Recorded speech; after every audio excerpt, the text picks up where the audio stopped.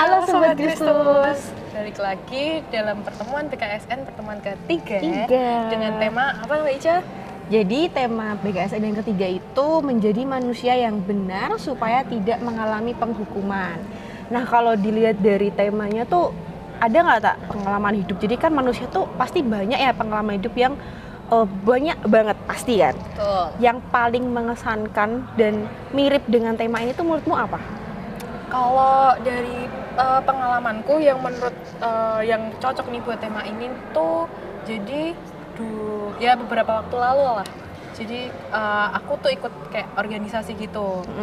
Nah dari salah satu pengurus ini ada yang nggak jujur tuh. Jadi kayak dia tuh memegang uang organisasi gitu. Jadi kayak agak lumayan banyak kan pastinya.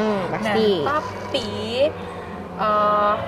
si orang ini tuh dia tuh menggunakan uang itu tuh buat apa ya? Kesenangan pribadi.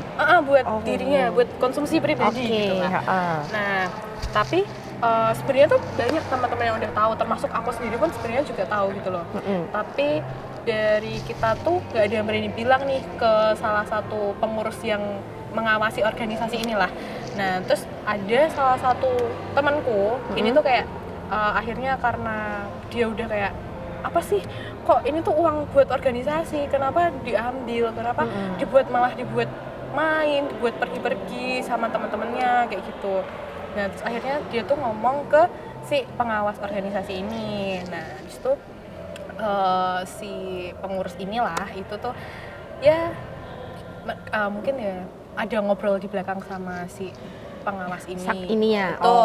Jadinya akhirnya kan kayak ketahuan dan akhirnya dia harus mengembalikan itu semua gitu.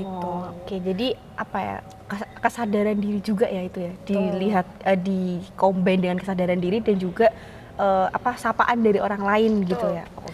Kalau dari Mbak Ica sendiri gimana? Ada nggak yang relate gitu sama tema BKSN kali ini? Kalau menurutku tuh mungkin karena aku basicnya melayani di bidang kesehatan gitu ya. Nah, menurut aku melayani sesama itu seperti melayani Kristus. Jadi kenapa bisa diibaratkan sebagai melayani Kristus karena melayani sesama atau sama dengan melayani Kristus itu adalah memberi pertolongan dengan ketulusan dan kasih yang tercermin dalam perbuatan dan juga perkataan. Misalkan nih, aku mungkin orang yang kalau berpelayanan itu lebih suka di balik layar, nggak suka di depan layar. Maksudnya dilihat oleh banyak orang tuh aku nggak suka. Tapi caraku untuk melayani Tuhan itu dengan melayani sesama, dengan cara aku merawat orang sakit, aku mengunjungi orang sakit, atau aku bahkan mungkin orang sakit itu kan kadang merasa ansietas atau cemas gitu. Nah, aku berusaha untuk menghibur mereka dengan cara menanyakan bagaimana kabarnya, kemudian bagaimana hari ini, atau ada yang bisa dibantu seperti itu. Jadi menurut aku tuh sebuah hal kecil, namun tidak semua orang lain itu bisa. Kayak contoh juga dulu aku pernah di stase gerontik itu di stase lansia. Di sana tuh banyak banget kakek nenek yang mereka itu nggak semuanya bisa difokuskan dalam satu pasien. Jadi memang karena saking banyak pasien, jadi mereka tidak terfokus. Nah di situ aku ngerasa kayak